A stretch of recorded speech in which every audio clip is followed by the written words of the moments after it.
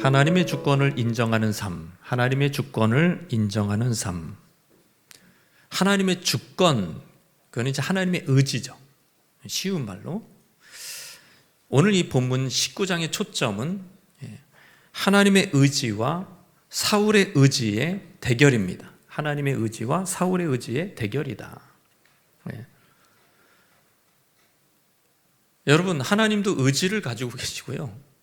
하나님의 형상대로 지음을 받은 우리도 의지를 가지고 있는데 이게 대결 양상이 되는 거예요.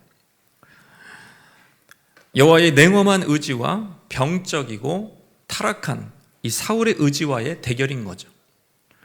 여호와는 이미 다윗을 왕으로 기름 부으셨고 사울의 방해에도 불구하고 반드시 왕으로 세우실 것입니다. 그런데 거기서 대항자가 있어요. 사울입니다. 자기의 모든 권력을 다 이용해서 기필코 다윗을 저지하고 처치해버리고 자기가 자기 왕위를 지키려고 하는 것이죠. 그 권력은 사실은 하나님이 자기에게 주신 거예요. 하나님이 주신 권력을 가지고 하나님을 지금 대항하고자 하는 겁니다. 성경을 읽는 독자들은 어떤 교훈을 받을 수 있냐면 하나님의 주권에 대항해서 인간 주권이 맞서면 결국 어떤 양상으로 흘러가는가를 아주 그냥 표준을 이 본문에서 찾아볼 수가 있는 것이죠. 다윗을 주목하여 위협적인 존재로 여기는 사울은 처음에는 이렇게 좀 간접적으로 우회해서 자기 손 대지 않고 사주라 그러죠. 사주를 하죠. 사주를 해서 블레셋의 손에 의해 죽도록 하는 작전을 썼어요. 딸까지 동원시켰어요.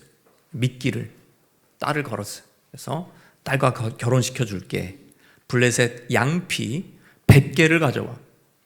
그 손에 죽을 줄 알았어요. 그러나 다윗은 블레셋 양피 100개가 한 200개를 갖다 바치면서 살아남았습니다. 더욱이 사울의 사위라는 타이틀까지 얻고 백성들에게는 인기가, 명성이 더 자자해졌습니다. 이게 이 방법이 자기 계략이 통하지 않자 이제는 다이렉트로 죽여야 되겠다. 우회할 필요가 없다 지금. 시급하다 지금. 절박하다. 그래서 사울은 공개적으로 다윗을 죽이라는 명령을 하는 본문이 오늘 19장입니다. 그렇다면 사랑하는 성도 여러분, 하나님의 주권을 인정하는 삶이란 오늘 본문을 통해서 알 수 있는데 뭡니까? 따라해 봅시다. 주어진 힘을 절제하는 삶. 주어진 힘을 절제하는 거예요. 사울은 지금 왕권이죠. 우리도 힘이 있습니다, 사실. 적게나마. 약간의 건강, 약간의 지위, 약간의 돈, 힘이 있는 거예요, 우리도. 약간의 생명 있는 거예요. 그거를 절제하는 삶, 그것이 바로 하나님의 주권을 인정하는 삶이라. 19장 1절 말씀입니다. 시작. 사울이 그의 아들 요나단과 그의 모든 신하에게 다윗을 죽이라 말하였더니 사울의 아들 요나단이 다윗을 심히 좋아하므로 사울이 모든 신하들을 다 동원했어요. 집합시키고 아들까지 있는 자리에서 다윗을 죽이라고 공개적으로 명령을 내립니다. 지금 사울이 지금 그 명령을 내릴 때 귀신 들려서 명령을 내린 게 아닙니다. 귀신은 나중에 또 역사를 해요. 그러니까 지금 멀쩡한 정신으로 그런 명령을 내린 거예요. 왕권에 눈이 먼 사울, 하나님을 대적해 가면서 점점 미쳐가고 있는 거죠. 사위 삼은 지 얼마 되지도 않아서 사위를 죽이라는 얘기는 딸의 입장에서 뭐예요? 남편이 떠나가는 거죠. 얼마나 큰 미갈이, 딸 미갈이 얼마나 큰 상처를 입을까요? 그런 거 고려하지 않아요. 그의 머릿속에는 오직 내 왕권을 찬탈해 갈 저놈을 죽이는 것밖에 없어. 그것을 위해서 자기의 왕권, 하나님이 자기에게 넘겨주신, 자기에게 주신 그 왕권, 그 권위를, 그 능력을 사용하고 있는 중입니다. 하나님이 왜 다윗에게 왕권, 그 권위, 그 권세를 왜 주셨어요? 블레셋을 쳐서 이스라엘을, 백성을 보호하라고 하나님이 그 권세를 주셨는데 그 권세를 가지고 이스라엘의 대적 블레셋을 이기며 승승장구하는 그 지휘관을 죽여버려요. 얼마나 지금 거꾸로 가고 있습니까? 하나님이 자기에게 주신 목적, 그 왕으로 세우신 목적하고도 지금 다르잖아요. 반면에 다윗을 원수로 여기는 아버지와 달리 다윗을 심히 좋아하는 인물이 있었어요. 바로 사울의 아들 요나단입니다. 요나단. 아버지 손에 죽지 않게 하려고 다윗을 미리 피신시킵니다. 들에다가. 그리고 다윗을 위해서 아버지에게 이제 중재를 시도하는데, 자, 4절 말씀입니다. 4절 시작. 요나단이 그의 아버지 사울에게 다윗을 칭찬하여 이르되 원하건대 왕은 신하 다윗에게 범죄하지 마옵소서. 그는 왕께 득죄하지 아니하였고 그가 왕께 행한 일은 심히 선함인 무죄하다는 거예요. 생명을 무릅쓰고 블레셋에서로부터 우리를 구원하지 않았냐, 골리앗을 그렇게 치지 않았냐, 그때 아버지도 기뻐하지 않았냐, 이걸 좀 상기 좀 해봐라.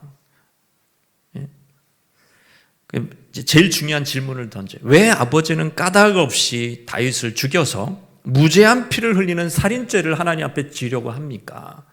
당당하게. 이 송곳처럼 이 요나단의 말이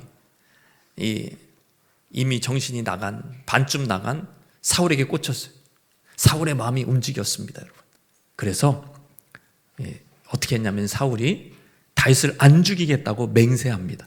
6절 말씀입니다. 시작. 사울이 요나단의 말을 듣고 맹세하되 여호와께서 살아계심을 두고 맹세하거니와 그가 죽임을 당하지 아니하리라. 여호와 이름을 걸고 맹세했어요. 맹세는 효과가 있었습니다.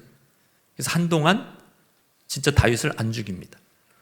이제 들에 있는 다윗을 데려다가 사울과 화해를 시키고 궁궐로 데려오고, 다윗은 이제 예전처럼 군대 지휘관으로서 이제 사울 앞에서 이제 일을 하는 거예요. 아무 일도 없었다는 듯이 군 지휘관으로 사위로 그렇게 사울 앞에 한동안 서 있었습니다. 누구 때문에? 요나단의 중재 때문에. 여기서 알 수 있는 것은 요나단은 하나님이 주신 권세와 지위를 아버지처럼 남용하지 않았다는 사실입니다. 요나단은 아버지와 달리 하나님이 주신 권세가 무슨 권세예요? 왕세자. 아버지만큼은 아니지만 왕의 아들이잖아요. 그 권세를 10분 이용했잖아요. 그러니까 왕한테 가장 잘 접근할 수 있는 그 권세, 왕세자로서 아버지니까. 아버지 왜 이러십니까? 이러면서 이제 접근할 수 있는 그거를 사용한 거예요. 여기서 뭐 그럴 수도 있지. 아니요. 요나단의 행동은 자기의 사사로운 이익과 배치되는 것입니다. 그냥 요나단은 자기 이익을 위해서라면 사실은 아버지와 연대했어야 됐어요. 왜요? 눈 딱 감고 아버지가 자기가 피 흘리는 거 아니야. 아버지가 다윗을 죽여. 그럼 어떻게 돼요? 아버지 다음에 내가 왕이 되는 거잖아요. 이건 이익이 지금 섞여 있는 거예요. 자기 이익이 섞여 있는 거예요. 그럼에도 불구하고 거기에 유혹을 받지 않았습니다. 요나단은 사익이 아니라 신앙이 먼저였어요. 신앙이 먼저였어요. 욕심이 아니라 하나님의 마음으로 다윗을 바라본 것입니다. 다 그렇게 보니까 다윗이 그렇게 사랑스러워. 하나님의 마음에 합한 종이니까 자기도 하나님의 마음에 어느 정도 합해 있기 때문에 그게 통해. 하나님의 마음을 품고 다윗을 구원하려고 했던 것입니다. 중요한 것은 아버지는 하나님이 주신 권세를 가지고 사익을 쫓았고, 그래서 하나님의 뜻을 거스리며 하나님의 주권을 거스리며 하나님의 종을 죽이려고 했고, 요나단은 하나님이 주신 권세를 가지고 다윗을 보호했고 하나님이 기뻐하신 뜻을 이루었다는 사실. 여러분, 성도들의 기도 제목은 대부분 한 방향입니다. 건강이 부족합니다. 건강 주세요. 부족한 지위, 부족한 재물, 부족한 성공 달라고, 부족한 어떤 안정감, 그거 달라고 기도하는 게 우리의 대부분의 기도입니다. 그런데 뭐가 부족하? 진짜 부족한 게 뭘까요? 여러분, 사실 우리가 믿음이 있다면 이거 다 주셨다고 믿어야 돼요. 할렐루야. 주실 거라고 믿어야 돼요. 근데 왜 안 주십니까? 좋으신 하나님이 다 주시지. 지위, 재력, 권세, 건강 이런 거 다 주시면 얼마나 좋아요. 근데 하나님의 질문은 그거예요. 네가 감당할 수 있냐 이거. 이거 줄 때 네가 감당할 수 있냐 이거. 그래서 제가 늘 그러잖아요. 다윗을 욕하지 말라고. 다윗처럼 나 간음죄 짓지 않았다고 욕하지 말라고 제가 늘 얘기하잖아요. 왜? 우리는 그런 권력, 그런 지위, 그런 재력을 가져본 적이 없어요. 없어요. 그냥 손가락질 하면은 막 그냥 세상이 움직이는, 나라가 움직이는 그런 지위를 가져본 적이 없어요. 그래서 어떻게 판단할 수 있냐는 거예요. 말이 안 되는 거죠. 그런 지위를 가졌음에도 그런 마음을 평생 품고 살았던 다윗의 그 발꿈치도 못 따라가는 사람이 대부분이라는 거예요. 22대 국회의원 기독교 비율이 30%, 29%랍니다. 한 두 대만 더 올라가면 40%랍니다. 카톨릭 빼고. 뭐 하는 사람들입니까? 국민의 대표로서 입법권을 가지고 있어요. 그런 입법권을 가지고 당리당략이나 어떤 자기 사익이 아니라 정말 하나님을 위해서, 기독교인이니까 성경의 말씀대로, 여러분 그 법을 위반하는 사람이 몇 명이나 될까요? 있기는 있어요. 아예 없지는 않아요. 거의 없는 거죠. 거의 없는 거죠. 얼마든지 주실 수, 국회의원 되게 할 수도 있고 얼마든지 주실 수 있어요. 그런데 결국 자기를 위해서만 사는 거예요. 하나님은 성도의 고난을 즐기시는 분이 아닙니다. 우리를 왕 같은 제사장으로 세우신 분이에요. 복을 주사 이 땅에서도 성도가 다스리고 정복하고 그리고 다른 사람에게 다리가 될 수 있는 그러한 권세를 주시기를 원합니다. 그런데 줘봤자 엉뚱한 일을 하는 사울과 같은 사람이 될까 봐 하나님이 걱정한다는 거예요. 그럼 우리는 어떻게 준비해야 돼요? 따라해 봅시다. 작은 힘이라도 절제하는 법을 배워야 한다. 그러니까 우리는 그래요. 내가 만약에 말단 사원이면은 내 사장이 되면은 내가 그때는 내가 하나님을 할게요. 내가 지금 성공하면 하나님의 일을 할게요. 천만에 여러분. 그런 게 성경의 원리가 아닙니다. 그런 식으로 인생이 풀리지 않아요. 조그만 팀장을 맡아도요, 그 안에서 권위가 주어져 있어요. 그냥 직원이라도 자기의 직무 아래서 권위가 주어져 있다. 그 권위를 가지고 누구를 위해서? 사익이 아니라 하나님을 위해서 사용하는 거예요. 그러니까 일을 열심히 하길래 이제 옷가게 주인이 이 사람 일 열심히 하네 맡겨놨어. 맡겨놨더니 그래서 팀장 뭐라는 지점장 같은 걸로 딱 올려놨다. 이 사람이 지점장 된다면 돈이 비는 거야. 왜 돈이 비지? 여기는 막 그냥 억대를 찍는 아주 굉장한 매장인데 돈이 몇 천만 원씩 뼈. 안 되겠다 해서 CCTV 달았더니 뭐예요? 빼는 거죠. 여기다. 밑장 빼기 하는 거죠. 계속. 수천만 원을 빼. 와. 여러분 그렇게 올려주니까 그 지위를 가지고 사익을 추구하더라. 자기 자존심 세우고 지위를 주고 성공케 하니까 원수를 갖고 돈을 막 주니까 사치를 하고 그래서 문제인 거예요, 여러분. 부자 부모가 있어. 예를 들어서 자녀가 지금 뭔가 놀고 있어. 직업이 없어. 그럼 부자 부모가 이렇게 청담동 이런 데 쫙 가다가 광화문 이런 데 딱 가다가 이렇게 딱 요 몫에 우리 아들이 가게를 하면 좋겠다. 여기서 커피숍 하나 했으면 좋겠다. 그렇게 해서 턱턱 내줘요? 안 내줘요? 안 내줍니다. 왜? 됨됨이를 보고 해도 안 될 것 같으면 안 내주는 거예요. 회사도 안 물러줘요, 여러분. 똑똑한 부모는 자기 아들한테 회사도 안 물러줘. 왜? 망하니까. 안 물러주는. 그냥 매물로 딱 던지는 거예요, 시장에. 여러분, 그런 회사들이 너무 많대요, 실제로. 그거 M&A 하는 그 사람이 하는 얘기가 그런 회사들이 많대요. 자녀한테 못 물러준대요. 왜? 그 브랜드는 그냥 망가지고 자기가 일군 평생이 없어지는 거예요. 주고 싶어요, 부자 부모는. 하나님도 여러분 마찬가지입니다. 주고 싶어 합니다. 감당할 수 있냐, 이거? 감당할 수 있냐, 옆에 분에게. 감당할 수 있습니까? 그거 물어보는 거예요. 그러면은 지극히 작은 일이에요, 여러분. 내가 지금 말단 사원이라도 여러분 청년들도 내가 가진 게 없는데 뭐가 가진 게 없어요? 건강을 가지고 있잖아요. 그 건강으로 내가 하나님의 영광을 위해서 살고 있냔 말이에요. 그 건강으로 하나님의 내 건강을 하나님께 드리고 있냔 말이에요. 무릎 꿇고 제가 기도를 좋아하기를 좋아하는데 좀 아프더라고요. 약간 이거 무릎 꿇고 계속 한 번은 1시간 반인가 무릎 꿇고 기도를 하고, 근데 일주일 동안 뭔가 이렇게 좀 안 좋아. 이렇게 이것 때문에 그런가? 하지 말아야 되나 이제 앞으로. 하지 말까? 이렇게. 그러니까 건강한 거 가지고 얼마든지 건강한 다리 가지고 무릎 꿇고 기도할 수 있고, 예? 그 건강을 가지고 하나의 영광을, 예? 우리도 마찬가지예요. 하나님이 주신 약간의 돈, 약간의 뭐 건강, 약간의 뭐 지위를 가지고 이게 엉뚱한 짓 하지 말고 하나님의 영광을 위해서 쓰면 하나님이 더 맡겨주실 줄 믿습니다. 하나님의 주권을 인정하는 삶이란 뭐냐? 따라해봅시다. 주어진 약속의 말씀에 충성하는 삶. 주어진 약속의 말씀에 충성하는 삶이라는 거예요.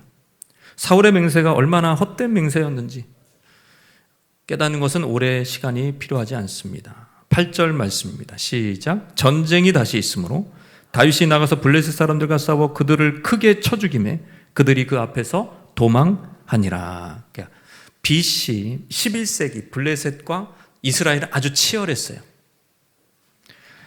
팔레스타인 남부 해안 평원, 뭐 여기가 지금도 시끄럽지만은 그 옛날에도 시끄러운 거예요. 쉐팔라 지역의 지배권을 확보하기 위해 치열하게 싸웠습니다. 이제 그때는 이렇게 막 해가 돌아오면 전쟁한다는 표현이 성경에 있을 만큼 기후에 따라서 막 엄청난 우기에는 전쟁을 안 했나 봐요.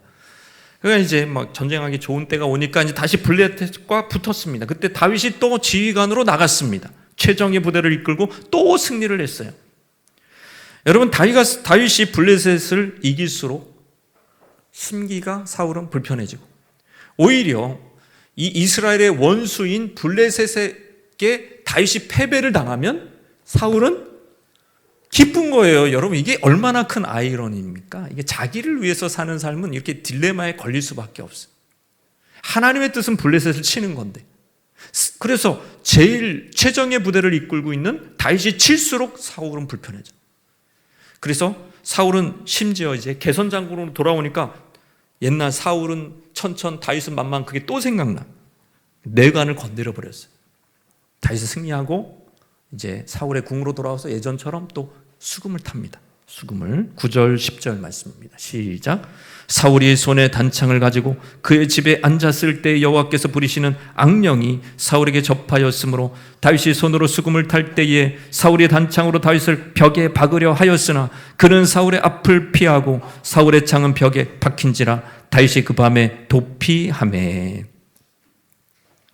수금을 탄 전에는 수금을 타면은 귀신이 떠나갔죠.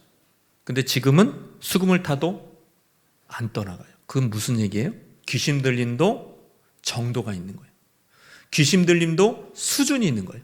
지금 귀신 들림이 깊어진 겁니다. 그러니까 수금을 타도 꿈쩍도 안 하 귀신이. 오히려 속삭입니다. 너 손에 단창이, 왜 손에 거기에 단창이 있을까요?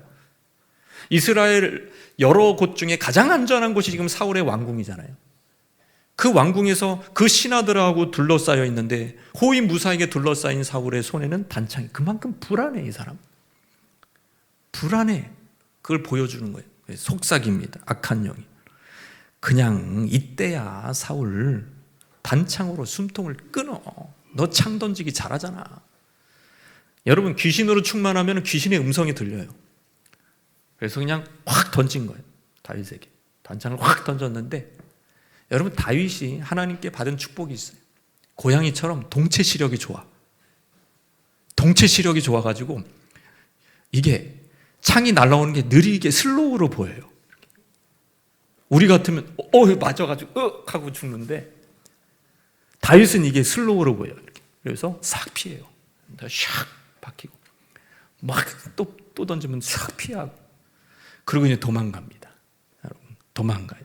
도망의 은사가 있어요. 다윗은 11절 12절 시작. 사울이 전령들을 다윗의 집에 보내어 그를 지키다가 아침에 죽이려 하려 한지라. 다윗의 아내 미갈이 다윗에게 말하여 이르되 당신 이 밤에 당신의 생명을 구하지 아니하면 내일에는 죽음을 당하리라 하고, 미갈이 다윗을 창에서 달아내리매 그가 피하여 도망하니라. 사울의 체포조 바로 그 밤에, 그날 밤에 다윗의 집에 보내졌습니다. 학자들은 이 밤이 자꾸 강조하는 이유가 결혼한 밤, 뭐 그런 첫날 밤이라고 하는 얘기를 해요. 학자들은 어쨌거나 이 험악한 상황 속에서도 하나님은 다윗을 보호해 주었습니다. 사울의 딸이 다윗을 사랑합니다. 아버지를 배신하고 아버지를 두려워하지 않고 다윗을 피신시켜 주는 거예요. 그러니까 이 미갈은 내부자예요. 내부자. 사울의 그 궁궐 안에 있는 첩보를 가장 빨리 접하는 사람이에요. 그래서 그 첩보를 받고 요나단처럼 다윗을 보호해 줍니다. 어떻게 보호해 주냐면 이제 피신시키면서 침대에다가 드라빔 우상을 갖다 놔요. 그리고 염소 털을 가지고 머리에 이렇게 머리카락처럼 꾸며, 그리고 이제 남자의 옷가지를 덮어요. 그래서 위장을 시키는 겁니다. 여러분, 참 똑똑해요. 그래서 전령들에게 혼선을 주면서 다윗이 피신할 기회를 제공한 거죠. 탈출할 시간을 벌어준 거죠. 여러분, 이것도 이 미갈의 지혜가 꾀가 성공한 것도 하나님이 다윗을 보호하시는 하나님의 섭리요, 하나님의 주권 아래 있는 것인 줄 믿으시기 바랍니다. 그런데 이제 다윗의 입장을 한번 보세요. 여러분, 하나님의 미래, 하나님 나라의 미래를 짊어질 왕이 될 사람이 지금 사냥감이 되어 개처럼 쫓기고 있는 거예요. 왕의 추적을 받아서 쫓기고 있는 거예요. 이때 다윗은 어떤 주도력을 발휘하지 못함, 어떤 리더십도 없어요. 그냥 미갈이 시키는 대로 합니다. 오히려 주도적인 사람, 꾀를 낸 사람, 뒷감당한 사람 다 미갈입니다. 다윗은 계속 수동적으로 도망만 다닙니다. 불쌍하게. 그러나 사울과 다른 점이 하나 있어요. 사울에게 개처럼 쫓기는 와중에도 하나님의 주권에 여전히 순종하고 있다는 사실입니다. 다윗은 체면이 말이 아니에요. 부인을 방패 삼아서 이제 부인이 절로 도망가시오 그러니까 막 이렇게 기어서 갔을 거 아니에요. 이렇게 창문 열고 그렇게 가는 모습. 다윗의 뒷모습은 왕의 모습과 거리가 멉니다. 심지어 이제 도망 다니다가 다윗은 나중에는 굉장히 불리한 상황에서 여기서 살아남을 수 있는 미친 사람 되는 거였어요. 그래서 갑자기 연기자가 돼요, 다윗은. 그래서 침을 갑자기 이렇게 흘리면서 개처럼 다리를 끄적거리면서 대문에다가 그런 연기를 했어요. 그래서 위기를 넘어갔습니다. 비참하죠. 비참해요, 도망하고. 그러나 여전히 다윗은 뭐예요? 하나님의 부르심 앞에 서 있다. 하나님의 주권을 붙들고 있다. 도망자신 텐데, 망명자신 텐데 또 불구하고 여러분 여전히 하나님의 주권을 붙들고 있다는 거. 왜? 다윗은 지금 사명이 뭐예요? 살아야 되는 거예요. 살아야 되는 거예요. 하나님의 기름을 부음받아 왕으로 예선이 됐기 때문에 이렇게 죽으면 안 되는 거예요. 여러분 기분 나빠. 이렇게 자기가 그러면서 막 대들면서 날 죽이시오. 내가 이렇게 사느니 이렇게 왕이 될 사람 내가 이렇게 사나니 그냥 막 날 죽이시오. 자결하지도 않았습니다. 여러분. 도망갑니다. 그렇게 멋있는 모습이 아니지 않아요? 어떤 분은 이런 점을 주목했어요. 난생 처음 공주와 결혼한 다윗인데 학자들의 말처럼 이 밤이 다윗이 공주와 결혼한 어떤 그런 시기와 일치하는데 왠지 다윗은 로맨니스트는 아니다. 그거와 거리가 멀다. 보통 영화 보면은 그죠? 주인공 남주가 혼자 몰래 빠져나가나요? 뭐 그렇게 혼자 이렇게 휙 하고 도망가나요? 여주가 다 뒷감당하고 뭐 그 사람이 주인공이지. 그럼 사랑하는 여인을 어떻게든 데리고 가잖아요. 그런 게 없어요. 그런 게 없고 미갈의 안위도 묻지도 않아요. 넌 어떡하니? 이런 거 없어요. 그냥 일단 튀고 봐요. 다윗은 망설임이 없습니다. 낭만이라고는 찾아볼 수가 없습니다. 그래서 여러분 그 길로 미갈을 다른 남자에게 뺏깁니다. 다른 남자에게 시집가요, 여러분. 얼마나 이게 자기가 왕이 된 다음에서야 되찾습니다. 다시 왜 그랬을까요? 살아야 되는 거예요. 하나님의 약속이 뭐예요? 하나님의 약속이 그저 망명자가 되더라도 도망하더라도 왕이 될 때까지 버텨야 되는 겁니다. 도망자인데도 다윗은 하나님의 부르심과 하나님의 주권에 순종하고 있는 상태고 하나님이 왕관까지 씌워준 사울은 지금 하나님의 주권에 불순종하고 있는 상태란 말이에요. 그러니까 크게 되냐 적게 되냐 흥하냐 망했냐 이런 게 중요한 게 아니라는 거죠. 우리의 현실이 중요한 게 아니라 뭐 성공했냐 안 했냐, 뭐 붙었냐, 떨어졌냐, 뭐 대박이 났냐, 안 났냐, 사업이 지금 잘 되냐, 안 되냐. 이게 지금 하나님의 주권을 가르지 않는다는 거예요. 도망자 신세여도, 병이 들었어도, 망명자 신세였어도 하나님의 주권에 순종할 수 있고, 내가 잘 되고 뭐 사업이 번창하고 뭐 굉장히 성공하고 그래도 하나님의 주권을 사울처럼 대적할 수가 있는 것입니다.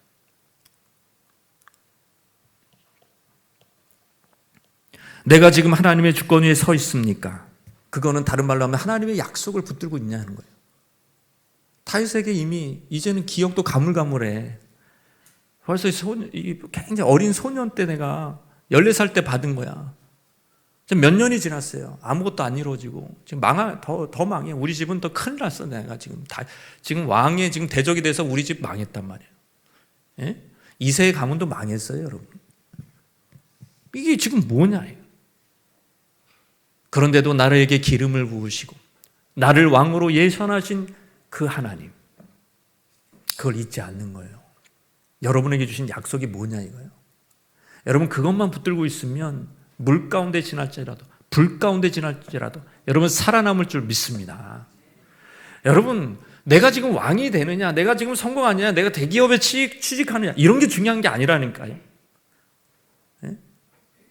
그게 아니고 내게 지금 약속이 있냐 이거예요. 하나님의 약속이 있냐는 거예요.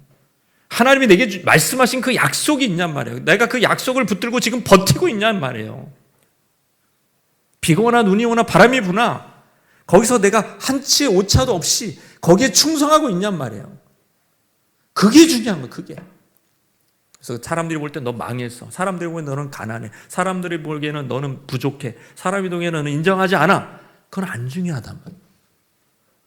내가 하나님의 부르심과 하나님의 약속의 말씀을 그냥 다윗처럼 따라가는데 다윗처럼 그때 도망자가 될 수도 있고 망명자가 될 수도 있고 정말 아내도 이렇게 사랑하는 아내도 이렇게 버려두고 갈 수도 있고 별별 일을 다 겪어도 여전히 다윗은 하나님의 주권에 순종하고 있는 겁니다. 우리가 그것을 이 말씀을 통해서 깨달을 수가 있습니다. 마지막 하나님의 주권을 인정하는 삶이란 뭐냐? 따라해보자. 주어진 기회를 따라 회개하는 삶. 주어진 기회를 따라 회개하는. 여러분 그 다윗만 사랑한 게 아니죠. 하나님은 사울도 사랑했어요. 사실은 사랑하고 계시고 기회를 주셨어요. 기회를 주셨단 말이에요. 18절 말씀입니다. 시작. 다윗이 도피하여 라마로 가서 사무엘에게 나아가서 사울이 자기에게 행한 일을 다 전하였고 다윗과 사무엘이 나요스로 가서 살았더라. 여러분 그 미갈이 시간을 벌어줬어요. 미갈은 또 하여튼 임기응변이 굉장히 능해요. 그래서 시간을 벌어줄 때 다윗이 멀리 간 것도 아니에요. 그냥 5km 떨어진 기브와 사울이 있는 기브와 왕도에서 북쪽으로 5km 떨어진 라마로 갑니다. 거기 누가 살고 있냐면 사무엘이 살고 있어요. 사무엘이 어떤 사람입니까? 사무엘이 어떤 사람이에요? 다윗에게 처음으로 기름 부어준 사람입니다. 다윗에게 처음으로 그 약속을 줄 때 그 매개체로 서 있었던 사람입니다. 이건 뭐냐? 다윗의 선택지는 굉장히 옳았습니다. 영적인 회복을 위해서 글로 간 거예요. 매우 안전해서 간 게 아니라 뭔가 비전을 되찾고 싶은 거, 다시 확인하고 싶은 거, 다윗도. 그래서 사무엘에게 간 겁니다. 하나님이 주신 비전이 이게 맞냐? 사무엘에게 다시 물어보러 갔을 수도 있어요. 저 같으면. 그래서 멀리 가지 않고 사무엘에게 가면 사무엘은 사울의 킹메이커이기도 했지만 다윗의 킹메이커였습니다. 그러면 그 자초지종 그동안 있었던 일들을 사울이 자기에게 했던 모든 일들을 다 사무엘에게 얘기하면 사무엘이 이제 그래 그러면 여기 있지 말고 나요스로 가자. 라마 근처에 라마 나요시 나요. 거기가 어디냐면 선지자 우리식으로 얘기하면 전도사들을 기르는 신학생들을 기르는 신학교 학교예요. 사무엘은 이미 늙었고 이제 후배를 제자들을 양성하는 그런 일에 힘쓰고 있었던 거죠. 글로 데려가요.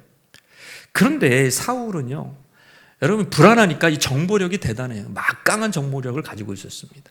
예? 그래서 현상금을 다 붙여놓고 했기 때문에 바로 귀에 들어오는 거 첩보가 보고되었습니다. 19절에서 21절 말씀 시작.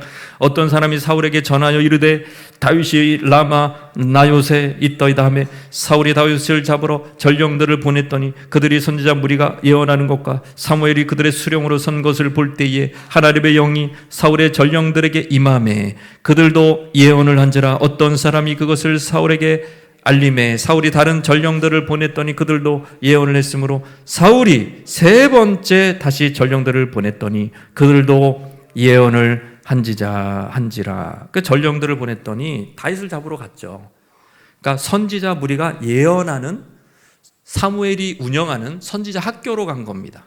그래서 평소처럼 사무엘이 또 뭘 인도를 하고 집회를 인다고 막 선지자들이 이제 예언하기 시작하고 막 그럴 때 들이닥친 거죠. 체포조가. 체포조의 눈에 딱 보인 것은 사무엘이 보였어요. 사무엘이 인도자구나. 그래서 이 사람들이 많네. 여기서 다윗을 색출해야 되겠다. 하고서 팍팍팍 하고 막 그냥 이런 정보원들이 막 탁탁 해가지고 막 들어가야 되잖아요. 그러려고 했어요.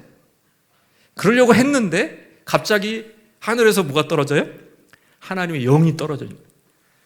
비둘기처럼 하나님의 영을 다 10명이 갔으니 체포자 10명이 하나님의 영을 다 받은 거예요. 오순절 다락방에 그 하나님의 성령이 임한 것처럼 다 성령을 받아가지고 예언을 하기 시작합니다. 이 사람들이 신령이 막 처음 예언하기 전에 회개부터 했겠죠. 막 이러면서 막 울면서 하나님 잘못했습니다. 내가 사울의 종이 되니까 하지 않고 내가 하나님의 종이 되겠습니다. 이러면서 이제 직업도 바꿔요. 거기서 선지자 학교에 들어가 그냥 아예 전도사가 돼요. 거기서 안 와요. 안 오니까 소식이 없어.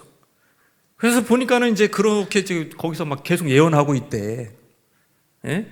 그 전도사들이랑 같이 예언하고 있대 거기서. 그래서 이제 사울이 딱 듣고 이거 뭐지? 이게 아니라 두 번째 보내요. 두 번째 전령들을 보냅니다. 더 많이 보냈겠죠. 근데 이 사람들도 다 성령 받고 거기서 예언을 해요. 그 소식이 또 들려요. 그러면은 무슨 생각을 해야 돼요? 이게 아닌가? 내가 하나님의 뜻을 거스리고 있는가? 두 번째 안 됐잖아요. 근데 사울은 고집이 셉니다. 세 번째 보냅니다. 세 번째. 전령들을 세 번째 보는데 세 번째도 똑같아요. 그럼 무슨 생각을 해야 돼요? 내가 하나님을 거스리고 있구나. 내 의지가, 내 뜻이 지금 막히고 있구나. 뭔가 하나님은 다른 뜻을 준비하고 있구나. 이거를 깨달아야 되잖아요. 근데 사울은 어떻게 되는 거예요? 끝까지 해보자. 여러분 이게 어리석은 자예요. 끝까지 가보자. 그래가지고 자기가 직접 그 선지자 학교로 갑니다. 직접 가요. 그때 기도를 하거나 그때 내가 뭔가 잘못하는 게 아닌가? 그게 아닙니다. 직접 라마로 가서 다윗의 숨통을 끊어놓겠다 이거. 23절 24절입니다. 시작. 사울이 라마 라요스로 가니라. 하나님의 영이 그에게도 임하니 그가 라마 라모스에 이르기까지 걸어가며 예언을 하였으며 그가 또 그의 옷을 벗고 사무엘 앞에서 예언을 하며 하루 밤낮을 벗은 몸으로 누웠더라. 그러므로 속담에 이르기를 사울도 선지자 중에 있느냐 하니라. 사울이 우물가에, 민둥 산지에 있는 큰 우물가에 도착합니다. 그곳은 옛날 처음으로 자기가 사무엘을 만나기 전에 여인들, 그죠? 처녀들 3명을 만났던 그 장소에 가서 이제 길을 못 찾겠는 거예요. 그래서 사무엘과 다윗이 어디 있느냐? 그 동네 사람들이 물으니까 저기요. 그래서 그 길을 따라서 이제 가려고 하는데 그때 성령이 임했어. 그러니까 전령들은 선지자 학교 나요스에 도착해서 성령이 임했는데 사울은 그 우물가에서 이제 가려고 하는데 거기서 성령이 임해서 가는 길에 계속 예언을 합니다. 성령이 임하니까. 그러면서 여러분 어떻게 되냐? 사무엘 앞에서까지 가서 예언을 하면서 거기서 무아지경에 빠지면서 옷을 벗기 시작해요. 갑자기 이 왕복을 벗기 시작해. 사무엘 앞에서. 그래서 뻘거벗어. 그냥 다 그냥 뻘거벗어. 그리고 가서 누워가지고 예언하고 있어. 이거를 뭐라고 얘기할 수 있냐면 하나님은 이제 사무엘 앞에 있다는 것은 사울이 하나님 앞에 있다는 얘기고 하나님은 사울을 왕으로 인정하지 않는다는 거예요. 왕복을 벗으라는 거예요. 너 인정하지 않는다. 왕복을 훌러덩 벗고 모든 그 전령들 보낸 전령들 그 선지자들 다윗 앞에서 사무엘 앞에서 수치를 보여주고 있는, 모든 사람 앞에 수치를 보여주고 만천하에 자기의 수치를 보여주고 있어요. 이건 뭘 얘기하는 겁니까? 하나님을 끝까지, 하나님의 주권을 끝까지 대적을 하면, 하나님의 주권을 끝까지 무시하면, 하나님의 주권을 끝까지 쳐내면 모든 사람 앞에 수치를 당한다. 그거를 얘기해 주는 거예요. 여러분, 그러면은 사울이 정말 멸망할 사람으로 예정된 건가요? 아니에요. 여러분, 사울이 어떤 사람입니까? 예? 사울이 어떤 사람입니까? 다윗처럼 무명이었습니다. 사울도 다윗처럼 같은 선지자에게 기름 부음을 받았습니다. 사울도 다윗처럼 성령으로 충만했습니다. 사울도 다윗처럼 범죄했어요. 그런데 다윗과 다른 점은, 다윗이 사울과 다른 점은, 다윗은 회개하고 딱 기회가, 나단이라는 기회가 주어졌을 때 얼른 돌이켰죠. 사울은 어때요? 3번이나 기회를 줬는데도 회개치 않잖아요. 그럼 3번 기회 줬다는 것은 하나님이 사울을 사랑한 거예요? 안 사랑한 거예요? 사랑한 거죠. 사랑했는데도 끝까지 고집을 부리는 거예요. 끝까지 자기 뜻대로 하겠다는 거예요. 그랬더니 만천하의 수치가 드러나더라. 동네 체피한 정도가 아니에요. 그래서 막 속담이 됐어요. 사울도 선지자 중에 있냐? 막 이러면서 이제 막 그런 아주 안 좋은 우스운 소리인 거죠. 비아냥거리는 소리가 이제 아주 그냥 온 나라에 퍼졌습니다. 명성이 뚝 떨어진 거죠. 그나마 있었던 명성. 이건 뭘 얘기하는 겁니까? 여러분, 우리가 배를 지을 때 바람을 거슬려서 노를 지으려고 그러면 현상 유지도 못합니다. 뒤로 물러나게 돼 있어요. 여러분, 어떻게 우리가 가야 돼요? 하나님의 주권에 올라타라. 하나님의 주권의 배에 올라타야 된다는 거예요. 하나님의 주권은 이쪽으로 가고 있어요. 그럼 거기에 올라타야 되는 거예요. 사울이 순순히 그래 내가 실수로 해서 또 실수하고 그래서 다윗을 왕으로 세웠다면 내가 내려놓겠다. 이렇게 했으면요, 다 자녀도 살고, 그 자녀 농사 잘 지었잖아요. 자녀도 살고, 그러면 후손들도 보존했을 거예요. 그러지 않았다. 끝까지 그 배에 올라타지 않았다. 하나님의 주권은, 하나님의 뜻은 하나님의 뜻대로 가는 겁니다. 지금은 하나님의 주권이 없을까요? 우리 개인에 대한 하나님의 주권이 없냐고요. 여러분의 가정에 대한 하나님의 주권이 없을까요? 여러분의 개인에 대한 하나님의 주권도 있고, 우리 가정에 대한 하나님의 주권도 있고, 여러분 목장에 대한 하나님의 주권, 우리 교회에 대한 하나님의 주권이 있고, 이 나라에 대한 하나님의 주권이 있는 줄 믿습니다. 거기에 나라라면 위정단이 올라타야 되는 거예요. 하나님의 방향이. 그렇지 않으면 하나님 대적하는 거예요. 우리 가정도 그렇고, 개인도 하나님의 주권에 나는 너를 이렇게 이끌기를 원한다. 그럼 거기 그 주권의 배에 올라타야 되는 거예요. 그러면 다윗처럼 잠시는 도망자처럼 불쌍해 보이지만 하나님이 높여주시고 하나님 기가 막히게 갚아주십니다. 그렇지 않고 끝까지 사울과, 그러니까 우리는요 2가지 길이 있어요. 사울도 성령 받은 사람이라니까요. 2가지 길이 있어요. 우리가 사울의 길을 선택할 건지 다윗의 길을 선택할 건지, 하나님의 주권을 내가 그 주권의 배에 타고 갈 건지, 내 고집을 부려서 객께서 망신스러운 인생을 살 건지, 그 결정은 우리한테 있는 거예요. 왜? 우리에게 자유의지를 주셨기 때문에. 우리가 하나님의 형상대로 지음받았기 때문에. 그것마저 하나님이 책임지신다. 그건 로봇이죠. 그건 동물이죠. 인간은 그렇지 않습니다. 거기에 대한 책임을 우리가 지게 되어 있는 것입니다.